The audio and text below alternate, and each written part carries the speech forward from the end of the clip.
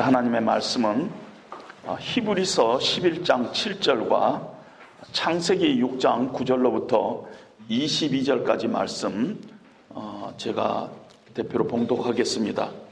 히브리서 11장 7절 말씀, 믿음으로 노아는 아직 보이지 않는 일에 경고하심을 받아 경외함으로 방주를 준비하여 그 집을 구원하였으니 이로 말미암아 세상을 정죄하고 믿음을 따르는 의의 상속자가 되었느니라. 우리 창세기로 넘어갔어요. 창세기 6장 9절로부터 22절까지 말씀 보시겠습니다.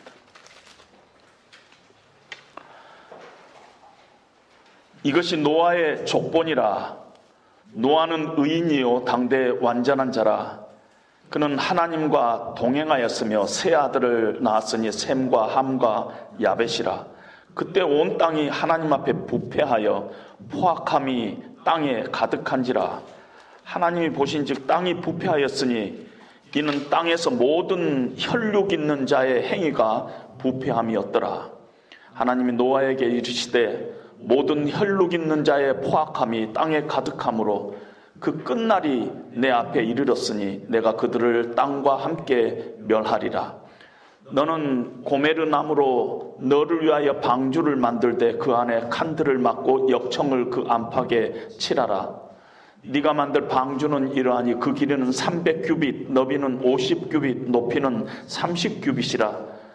거기에 창을 내되 위에서부터 한 규빗에 내고 그 문은 옆으로 내고 상중하 3층으로 할지니라. 내가 홍수를 땅에 일으켜 무릇 생명의 기운이 있는 모든 육체를 천하에서 멸절하리니 땅에 있는 것들이 다 죽으리라. 그러나 너와는 내가 내 언약을 세우리니 너는 네 아들들과 네 아내와 네 며느리들과 함께 그 방주로 들어가고 혈육 있는 모든 생물을 너는 각기 암수 한 싹씩 방주로 이끌어들여 너와 함께 생명을 보존하게 하되 새가 그 종류대로 가축이 그 종류대로 땅에 기는 모든 것이 그 종류대로 각기 둘씩 네개로 나아오리니 그 생명을 보존하게 하라. 너는 먹을 모든 양식을 네개로 가져다가 저축하라. 이것이 너와 그들의 먹을 것이 되리라. 노아가 그와 같이 하여 하나님이 자기에게 명하신 대로 다 준행하였더라. 아멘.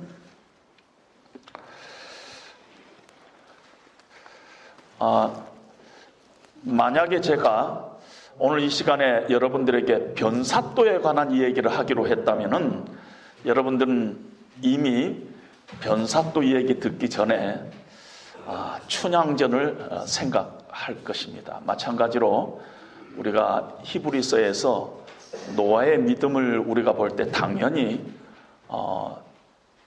창세기로 돌아가서 노아의 생애를 우리가 이렇게 찾아봐야 할 줄로 압니다. 노아의 생애는 6장 9절에서부터 9장 29절 그가 나이 950세 때 죽었더라까지 4장에 걸친 긴 스토리가 노아의 이 얘기로 창세기에 기록되어 있습니다. 그리고 성경은 노아의 그 인간 됨됨이 그 믿음을 평가를 하면서 노아는 의인이요 당대 완전한 자라. 그는 하나님과 동행하였다라고 그의 일생을 평가를 하고 있습니다. 그리고 히브리서에서는 노아는 방주를 준비하여 믿음을 따르는 의의 상속자가 되었다라고 평가를 하고 있습니다. 그래서 아무도 나는 노아를 닮아야 되겠다 하는 생각을 가진 사람이 없을 거예요. 왜냐하면 너무 높아요. 너무 높아요. 당대 완전한 자고 하나님과 동행하고 노아는 의인이었다. 방주를 진다는 게 그 쉬운 일이 아니잖아요. 우리가 이미 상식적으로 알고 있듯이. 그러다 보니까 노아는 어느 틈엔가 우리하고 무관한 성경 속의 한 믿음 좋은 인물로 그냥 성경 속에 가둬두고 있는 것이 우리의 지금 현실이다 그럴 수가 있습니다. 노아가 살던 그런 시대적인 정황을 이렇게 보면은요, 노아의 그 스토리가, 인생의 스토리가 나오기 전에 6장 5절 6절에서 그 당시의 세상을 하나님께서는 이렇게 평가합니다. 여호와께서 사람의 죄악이 세상에 가득함과 그의 마음으로 생각하는 그 모든 계획이 항상 악할 뿐임을 보시고 땅 위에 사람 지음을 한탄하셨다고, 후회하셨다고. 어느 곳에는 그 시대가 11절에도 아주 폐역한 시대고 부패한 시대고 포악함이 가득한 시대였어요. 얼마나 하나님께서 그 모습을 보고 하나님이 실망하셨던지 하나님께서 다 없애버리고 새로 다시 창조해서 새로 시작을 해야 되겠다 하는 생각이 들 정도로 당시의 세상은 아주 폐역한 세상이었습니다. 그리고 노아는 그 세상을 떠나서 그 세상을 등지고 그 세상을 거부하고 살아가는 것이 아니라 세상 속에서 세상 사람들과 함께 살았습니다.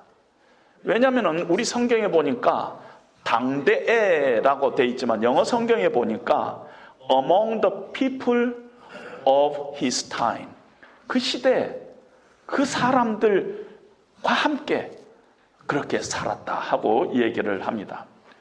다른 사람들과 똑같이 폐역한 세상, 구체적인 삶의 정황 속에서 노아는 살았습니다. 그 말이 노아는 셈과 함과 야벳 세 자녀를 낳았더라, 이 말에 아마 포함되어 있는 거예요.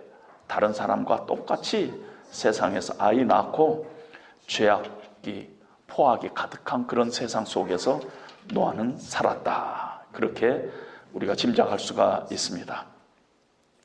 하나님께서 노아에게 말씀하셨어요. 내가 홍수를 일으켜서 이 땅에 생명이 있는 모든 것들을 멸할 것이다. 너는 방주를 준비하라. 그래서 너의 가족이 살아남아야겠다 하고 하나님께서 말씀하시고 노아는 하나님의 말씀대로 방주를 준비했다 하는 것이 창세기나 히브리서의 이야기입니다. 그냥 방주가 우리 메타법으로 보면은 사각형의 3층짜리인데요. 길이가 135m. 여러분 머릿속으로 한번 짐작해 보세요. 넓이가 23m, 그 다음에 높이가 13.5m. 그런 방주니까 어마어마한 크기죠. 어마어마한 크기죠.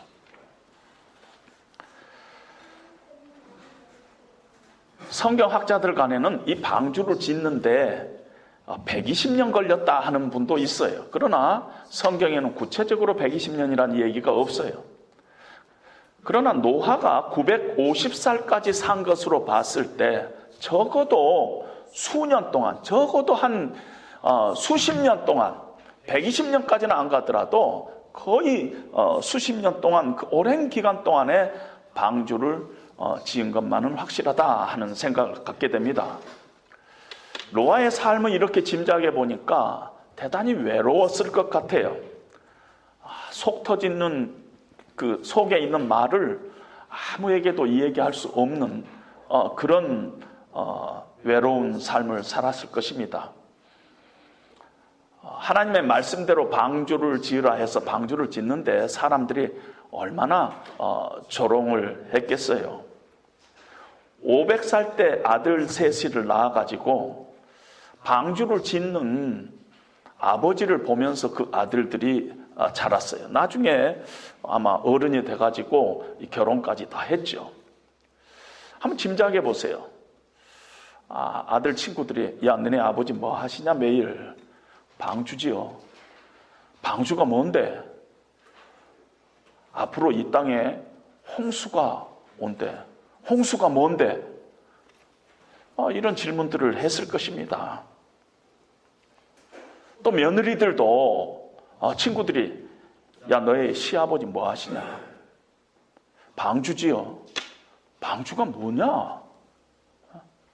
앞으로 큰 홍수가 온대. 홍수가 뭔데? 아직 홍수 경험 못 해봤으니까 홍수가 뭔데? 이런 얘기들을 했을 거 아니에요. 그러면서 그것이 1년, 2년, 3년, 4년, 5년, 10년 이렇게 되니까 사람들에게서부터 조롱거리가 됐죠. 세상 사람들은 그 노아 할아버지가 참 쓸데없는 짓 하고 계신다. 맨날 저렇게 뚝딱뚝딱 거리고 있는데 참 쓸데없는 짓 하고 있다 하면서 조롱했을 거 아닙니까? 하나님의 말씀대로 준행하면서 하나님 쪽으로 내 삶의 중심을 이렇게 쏟는다는 것은 그때나 지금이나 사실은 대단히 어렵습니다.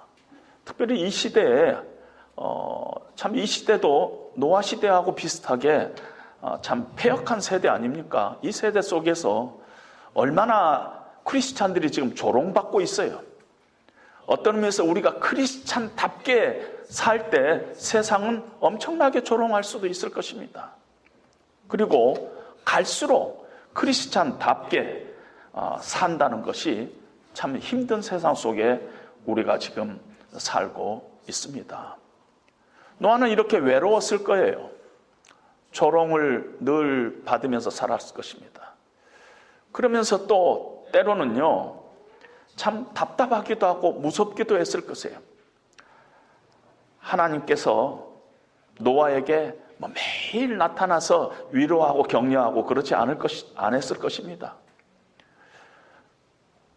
노아가 방주로 들어가라 하고 노아가 방주에 들어갔더니 하나님께서 뒤에서 문을 딱 닫아버리죠. 그러고 나서 홍수 동안 거의 1년 이상을 노아는 홍수 속에서 고생했을 것입니다. 얼마나 무섭고 얼마나 답답하고 하나님은 딱 문 닫고 들어가라 하고 나서 아무 얘기도 안 하고 어떤 우리도 이 세상을 살면서 이런 노아와 같이 하나님의 오랜 그런 부재와 같은 상황을 우리도 경험하고 있잖아요. 노아가 그런 어려운 그런 삶을 살았을 것입니다. 그런데 노아는 하나님과 동행했다.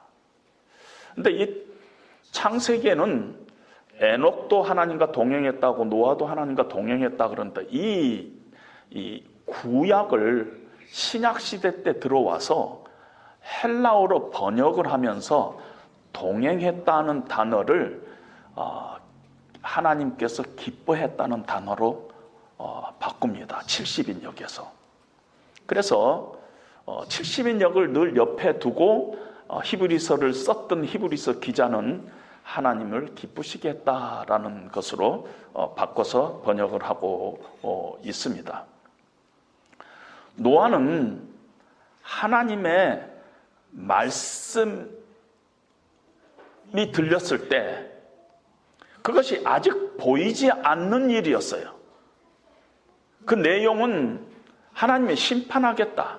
그리고 내가 이 방주에 들어간 너희 가족을 구원하겠다. 이 하나님의 계시의 말씀을 받고 그 말씀대로 순종했어요.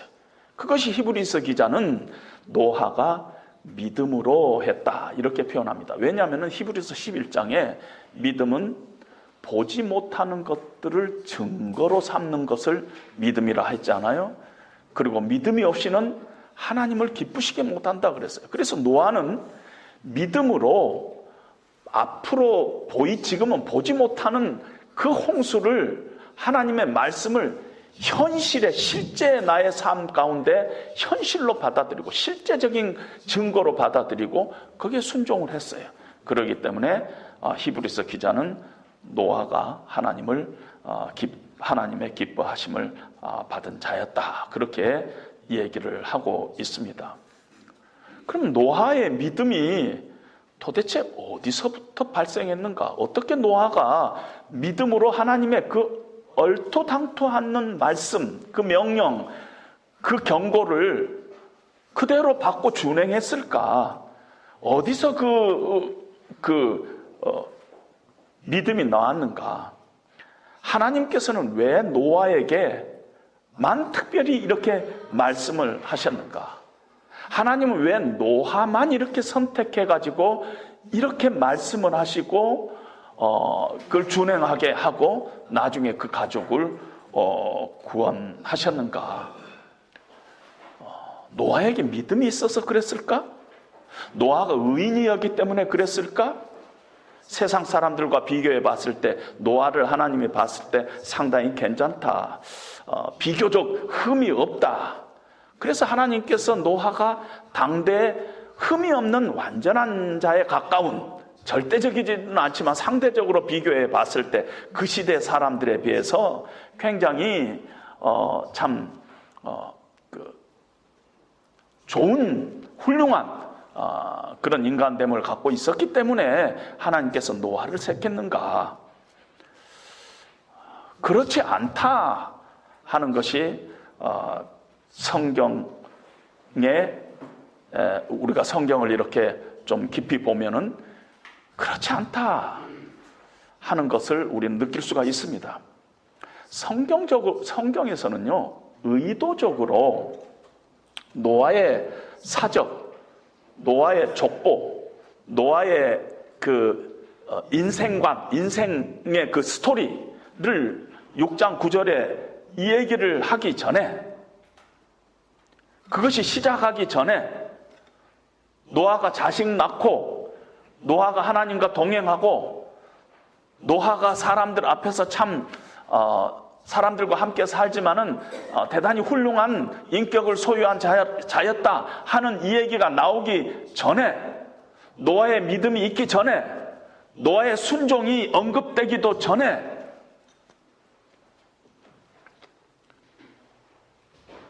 그 시대에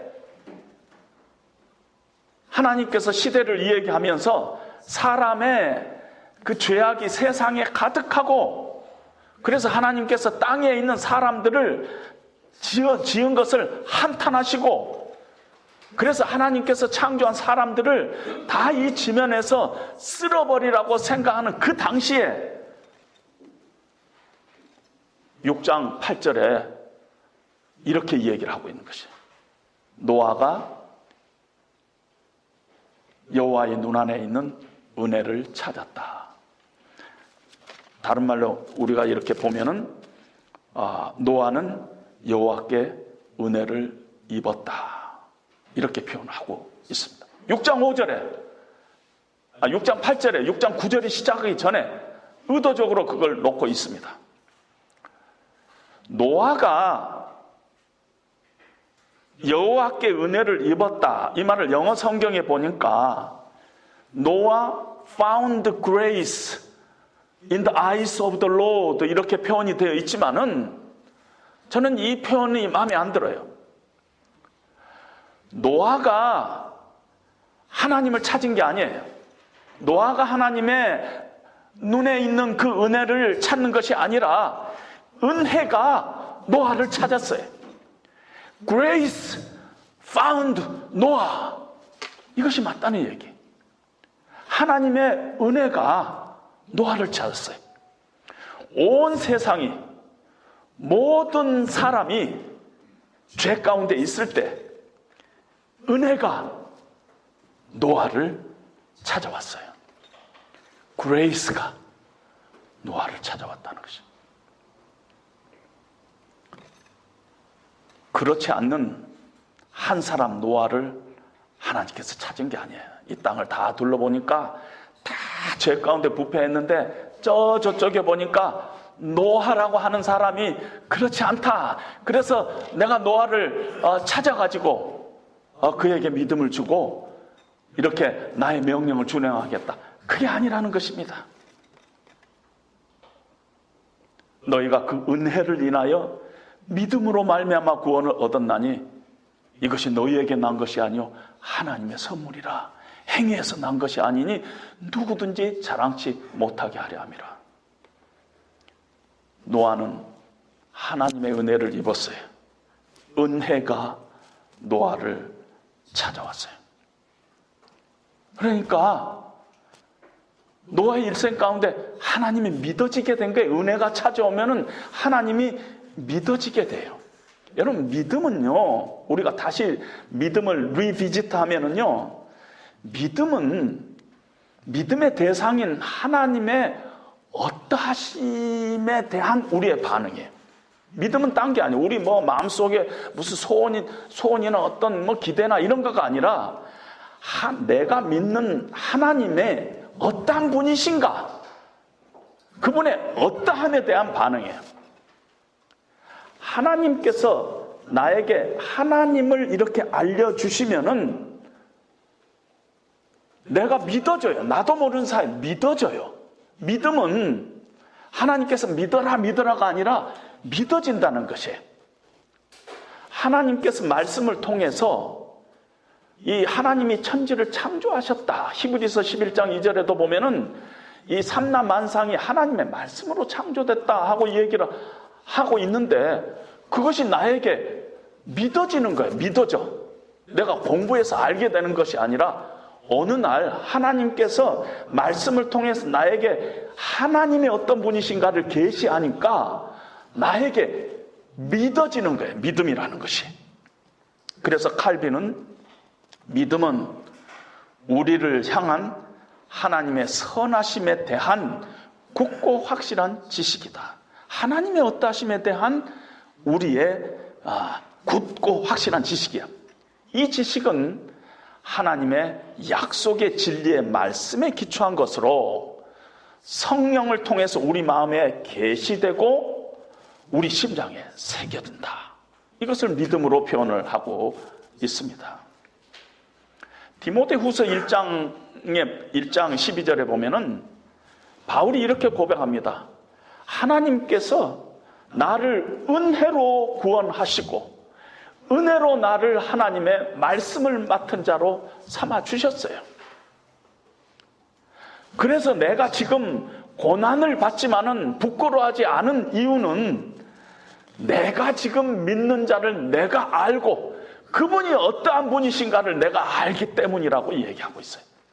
하나님의 은혜가 임하니까 하나님 믿어져요.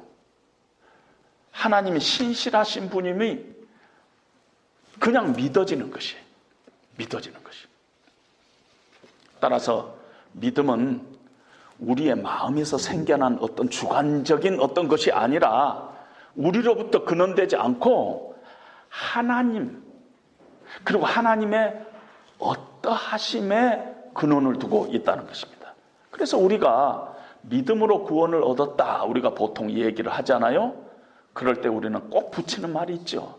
우리의 믿음이 아니라 믿음조차도 하나님의 선물이다. 왜냐하면 하나님이 계시하시고 하나님이 어떠하신 분임을 우리에게 보여주시고, 그래서 우리에게 믿음을 조성시켜 주셔서 우리가 믿게 된 것이에요.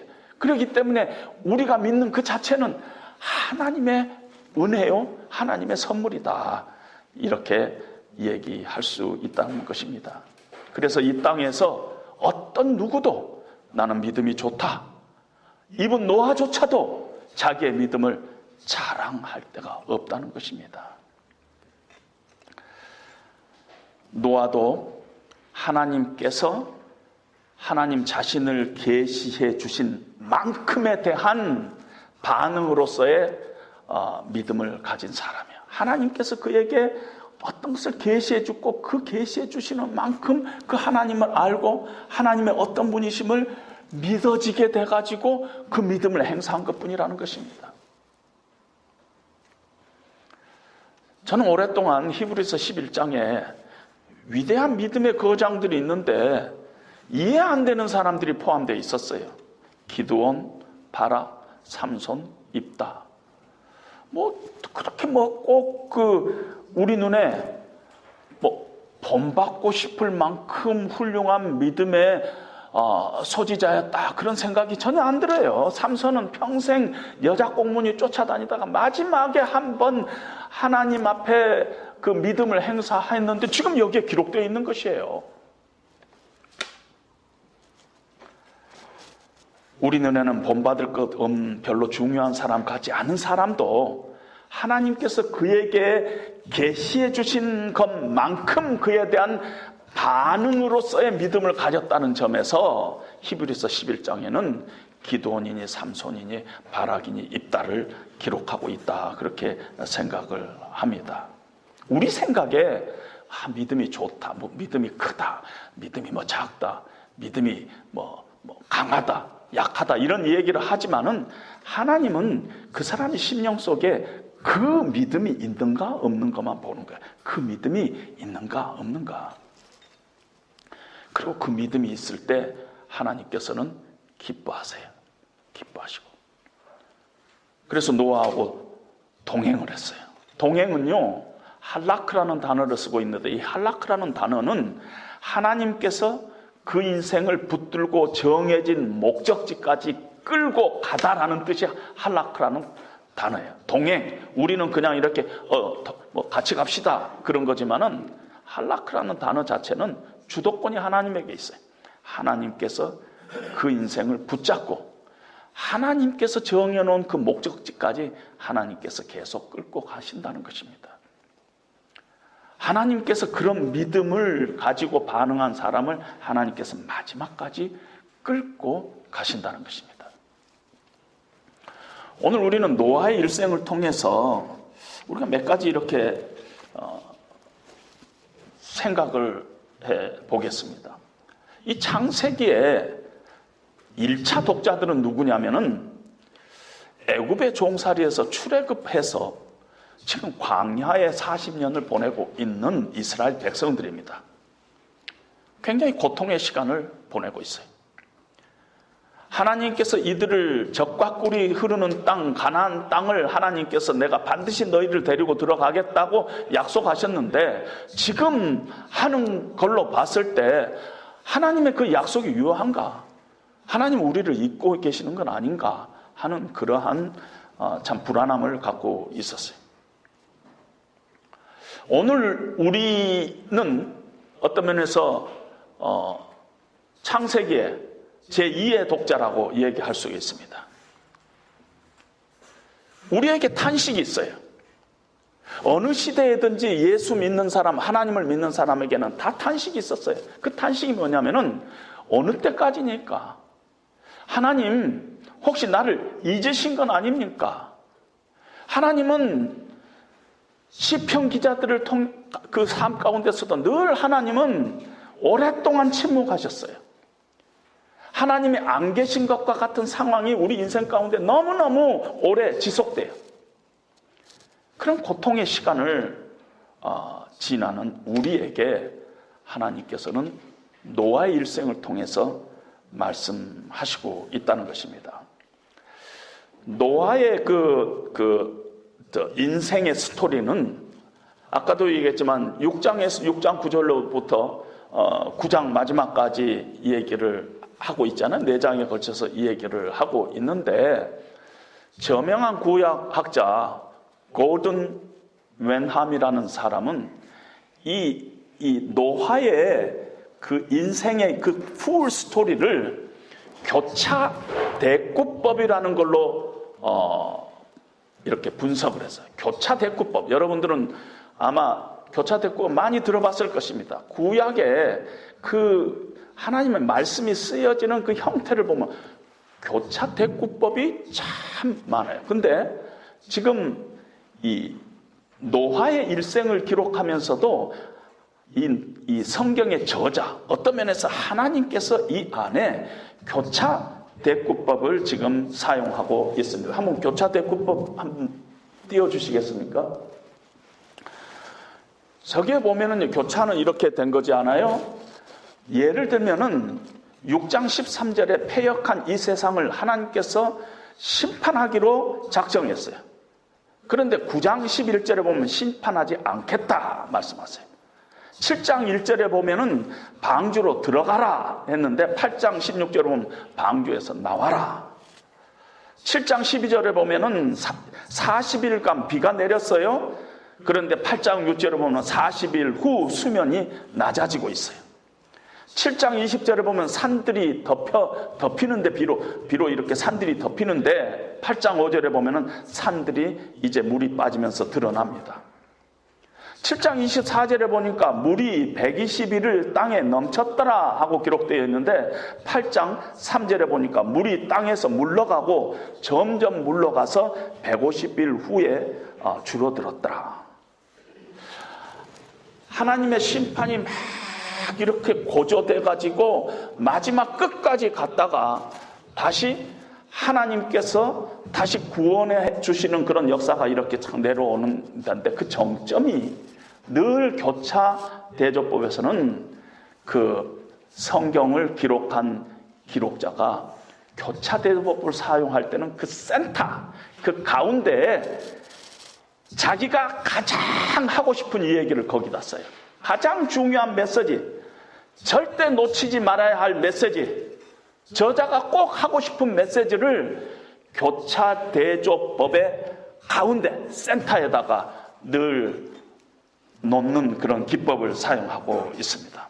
오늘 노아의 일생에서는 바로 8장 1절이 교차 대조법에서 센터에 있습니다. 그것이 하나님께서 노아를 기억하시니라. 하나님께서 노아를 기억하시니라.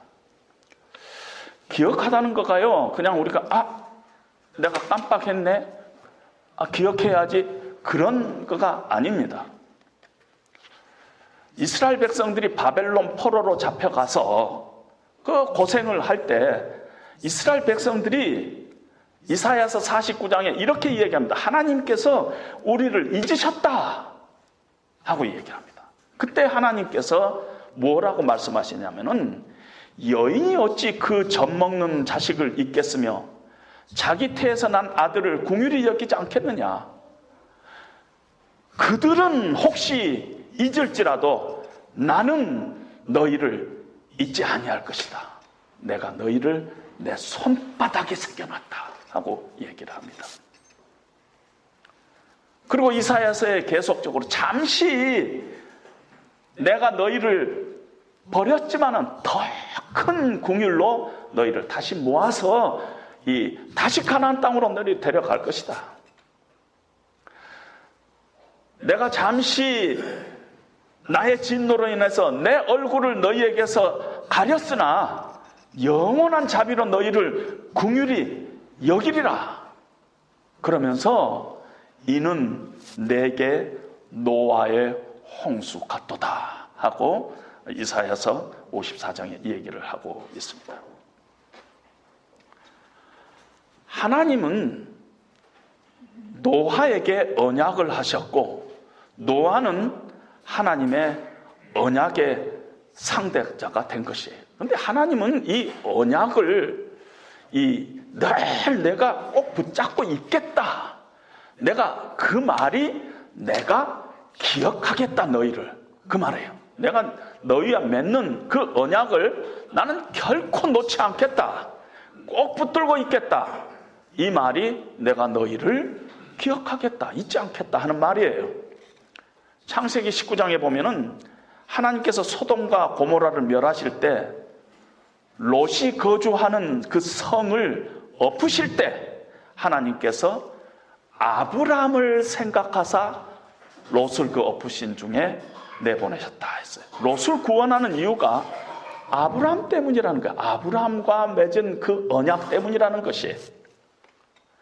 출애굽기 2장 24절에도 하나님께서 이스라엘 백성들을 애굽의 종살이에서 구출할 때 하나님이 그들의 고통 소리를 들으시고 그들을 구출하는데, 그 구출한 이유가 뭐냐면은 하나님이 아브라함과 이삭과 야곱에게 세운 그의 언약을 기억하사 이스라엘 백성을 돌보시고 하나님이 그들을 기억했어요. 그러니까 하나님께서 이스라엘 백성들이 참 그걸 기억하고 구출하는 이유가, 그들의 고통소리를 들으는 이유가 다른 게 아니라 아브라함과 이삭과 야곱에게 한 하나님의 언약을 여기서 파괴시킬 수가 없다. 그래서 그들을 구원한 것이라는 것입니다. 홍수의 심판 가운데서도 가장 홍수의 극점에서 하나님께서는 지금 노아를 통해서 이 얘기하는 것입니다. 하나님이 노아를 기억하시고 계시다 하는 얘기를 지금 가장 최정점의 센터에다가 얘기를 하고 있다는 것입니다. 노아도 하나님의 언약의 상속자지만은 우리도 하나님의 언약의 상속자예요. 노아가 하나님의 언약의 상속자라는 것을 증거로 하나님께서는 무지개를 통해서 노아에게 니하고 나하고 언약을 새로 한 것이다 하고 얘기했지만 우리에게도 하나님과 우리하고 언약의 우리가 상속자라는 증거가 있어요. 그것이 예수 그리스도께서 보혈 흘려서 피 흘려 살찌켜 우리를 위해서 죽으신 예수님이 바로 언약의 중보자였어요. 히브리서는 그것을 우리에게 누차 얘기를 하고 있습니다. 예수님께서 우리 대신 십자가에서 하나님의 잊은 바가 되셨어요. 신실하신 예수님이 신실하지 못한 우리를 대신해서 십자가에서 하나님의 잊으신 바가 된 것입니다. 그래서 이제는 하나님께서 절대 안 할 일이 뭐냐면 예수 안에 지금 있는 자, 예수 믿는 자, 예수님 때문에 나와 언약 관계에 있는 자, 언약의 상속자들 내가 결코 잊지 않겠다. 이것이 하나님의 결심이에요. 믿음이 작은 자는 하나님이 기억 안 하시고 믿음이 큰 노아는 기억하고 그런 것이 아니에요. 왜냐하면은 우리의 어떠함 때문이 아니라 예수님 때문에 우리가 하나님의 영원한 언약의 상대방이 된 것이에요. 그래서 히브리서 11장에 그래서 입다도 들어있고 그래서 기도원도 들어있고 그래서 삼손도 들어있구나. 우리가 그렇게 짐작할 수가 있다는 것입니다. 우리가 살고 있는 이 세상이 참 힘든 세상이에요. 예수 믿는 것이 너무나 참 어렵고 어떤 면에서 자칫 잘못하면 조롱거리가 되는 그런 시대 속에 살고 있습니다. 노아를 통해서 우리에게 확실하게 우리에게 말씀하시고 있는 하나님의 메시지는 내가 너희를 결코 놓지 않겠다는 것이에요. 너희는 내 언약의 상대방이라는 것이에요. 그 언약의 증거는 바로 예수님 때문이라는 거죠. 네가 지금 믿음이 좋고 좀 부족하고 그게 문제가 아니라 네 믿음하고 상관없다. 어떤 면에서 예수님 때문에 내가 너희를 지금 붙잡고 이 언약을 지금 끌고 가고 있다. 예수님 때문에 내가 너희와 지금 동행하고 있다. 마지막 내가 목표하는 그 지점까지 너희를 데리고 가겠다. 그걸 하나님께서는 십자가에서 우리에게 증거하시고 계십니다. 가끔 이런 걱정이 생깁니다. 나이가 이렇게 들어가면서 내가 혹시 병상에서 숨 쉬는 것 외에는 아무것도 할 수 없는 그런 상태로 수년을 생명만 연장하면서 지낼 수도 있잖아요. 그런 것들이 가끔 이렇게. 그런데 오늘 노아의 일생을 통해서 하나님께서 우리에게 말씀하시면 네가 그러한 상황이 있다 할지라도 한 가지 분명한 건 네가 예수 그리스도 안에 있는 한 하나님은 네를 기억하고 동행하고 마지막 목적지까지 하나님 너를 끌고 가실 것이다. 잊지 마라. 하나님의 무궁한 긍휼과 은혜로 너를 끝까지 놓지 않을 것이다. 이것이 노아의 일생을 통해서 오늘 우리에게 주시는 하나님의 메시지인 것입니다. 이제 새로운 한 주를 사시면서 그 하나님의 언약을 늘 여러분들이 기억하시기 바랍니다. 그 언약이 뭐예요? 여러분들의 지금 무릎에 있는 하나님의 말씀 속에 하나님이 어떤 분이신가 계시하고 있습니다. 언약 모음집이에요. 그 언약 늘 붙잡고 믿음으로 승리하는 한 주가 되시기를 주님의 이름으로 축원드립니다.